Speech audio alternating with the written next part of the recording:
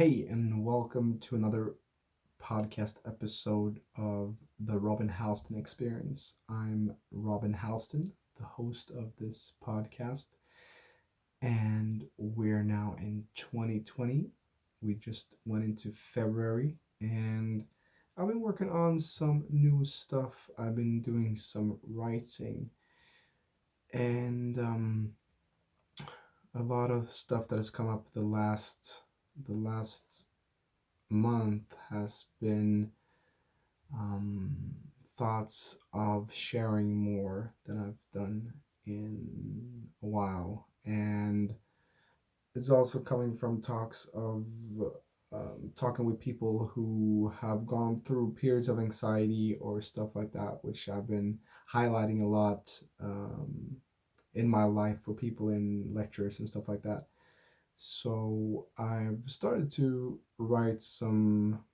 I don't know what it's gonna end up like, but it was cool to share the process on the podcast as I have it here as a tool to share stuff and to share my ideas and what I'm currently writing on. And I don't know if there's gonna be a book or if it's gonna be anything or if it's gonna be um how to say kind of something to an ebook or whatever. I'm just working things out, but the beautiful thing with having this podcast platform is that I can share this as I go. And I've been writing for a little bit almost every day during this new year, and it's been really an interesting process to see what comes out and how I kind of weave in my experiences with what's happened in my life and philosophy in how I view stuff. And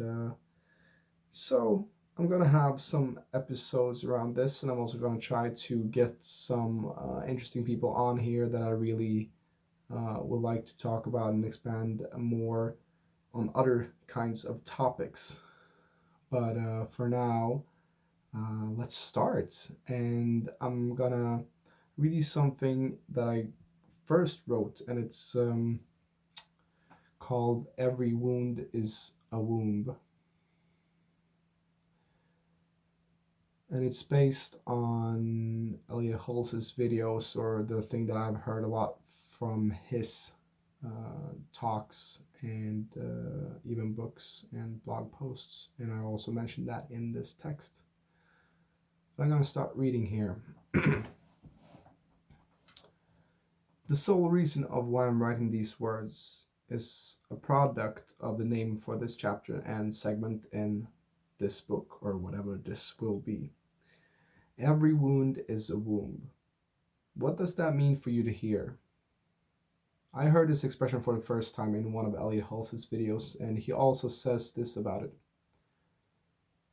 Every time you or I are injured, we have an opportunity to learn something new about ourselves and be reborn with a new understanding about our bodies and about life.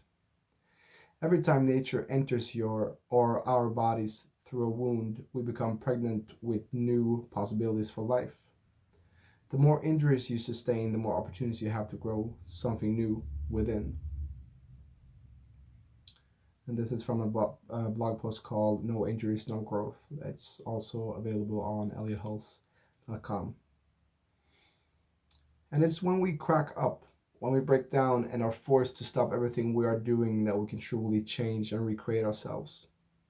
It's during these times of breakdown or immense stress that we are forced to look at our shadow and our shit. When we are forced to stop everything, we can see the world with new eyes and truly reflect upon our lives from a more objective perspective. When we are constantly on the go and don't allow this to naturally happen, it will probably come out of nowhere to smack you down and humble you and remind you that you can't control everything. It's in these times when we attract an injury or a wound that we need to reevaluate what's really necessary in our lives. Up till that point, you may have never had to reflect upon that. But if you truly manifest a physical wound, you really need to have discernment on what's sustainable and what not to keep in your immediate environment to sustain your future. It's when we are put on the edge of crisis that we need to become aware of what nourishes our soul and what robs us of our vitality and energy. In our world, we usually look at our wounds or our injuries as something malicious, but I would say even though it may hurt us, fuck, it also humbles you, grounds you, and probably stops you from becoming even more hurt. I had a friend once referring to injury in this way. If you are on the wrong path in life, the universe will conspire and show you this in three different ways. And what's important is how in tune you are with picking up these messages and how in tune you are with yourself. If you're in tune with yourself, all that the universe needs is a soft grace with a feather to help you get the hint. If you're not fine tuned enough and keep going, even though you might already have had small hints, then the universe will bring in a heavier tool, the brick. You'll probably feel that hit for sure, and maybe you'll even be smart enough to listen and change your direction to evade even greater hurts. But if you don't take that hint, then the universe will send you a truck. It's your choice to choose what you want to be hit by. And trust me, to be hit by a truck is never beautiful. I think we've all had a friend or relative that just didn't want to listen to the subtle messages that we receive every day in our bodies, and for some, it will cost them even more time than the time they thought they'd lose if they were to stop. And for some people, ignoring the messages, it might even cost their lives. There is no such thing as a sudden heart attack. Whenever we manifest a disease, injury, or wound, it's probably more because of small actions done every day for a long time rather than a big traumatic thing happening once. Wounds are an invitation to reinvent ourselves and to find healing and integrate to become whole and stronger than ever before. To let go of what no longer is needed in our body or in our psyche, to start fresh and rebuild ourselves. Wounds are also an initiation. As much as it is a fresh start, it is also an initiation for us to grow past old limited systems and older versions of ourselves. To leave the known behind and dare to go into the unknown. This initiation can be the push that we might need in order to take that step or leap that we've been longing for to do but maybe been too afraid to take. It's an initiation because when we get hurt, we need to go out into the world and find the remedy, and that takes courage. The courage to leave the safety that we once knew behind in order for us to evolve or die.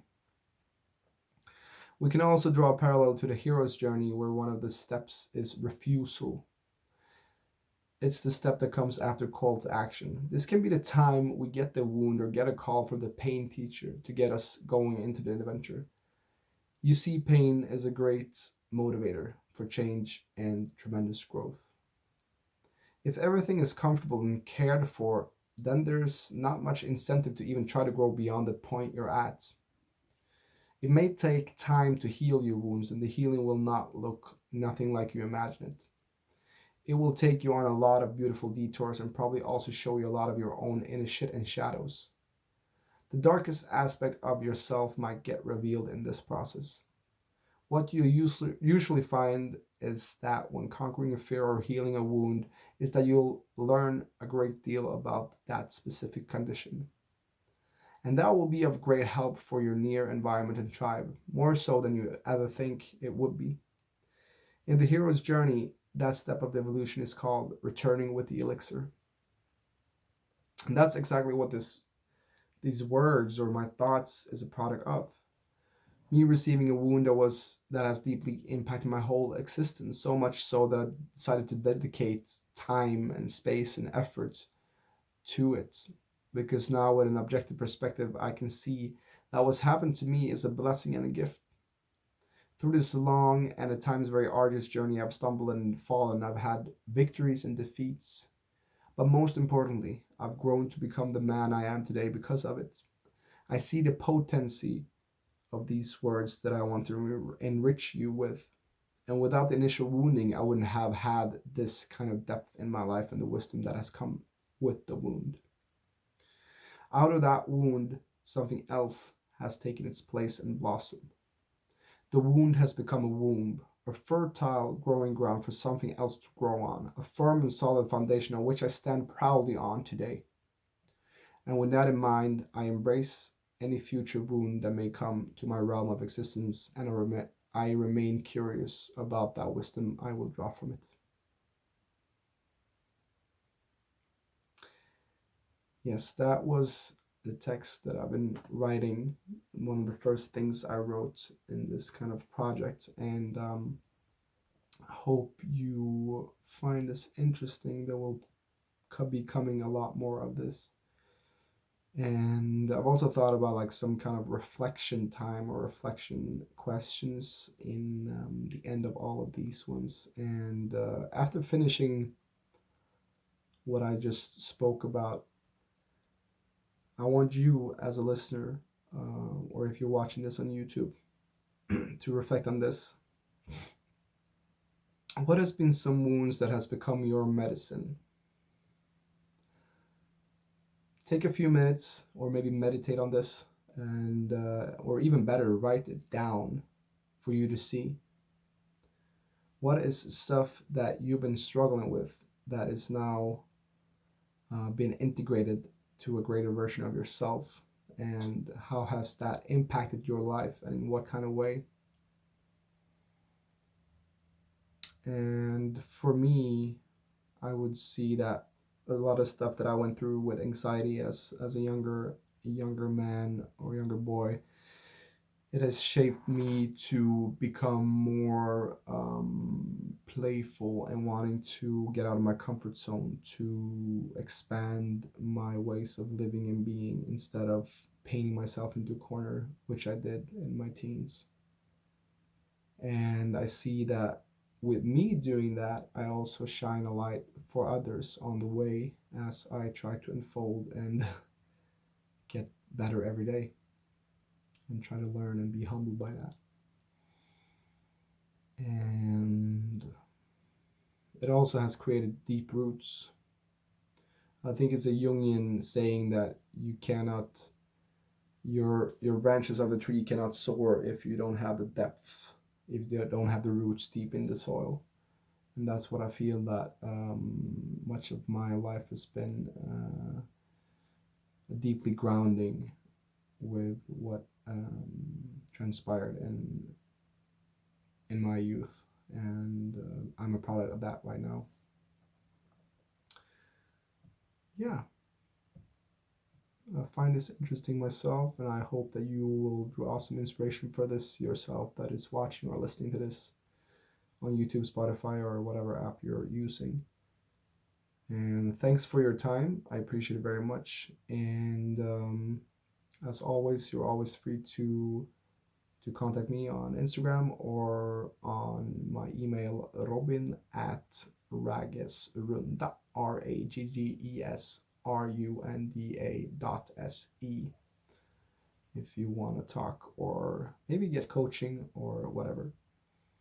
Yes, thank you for listening. See you in the next episode. Much love. Peace.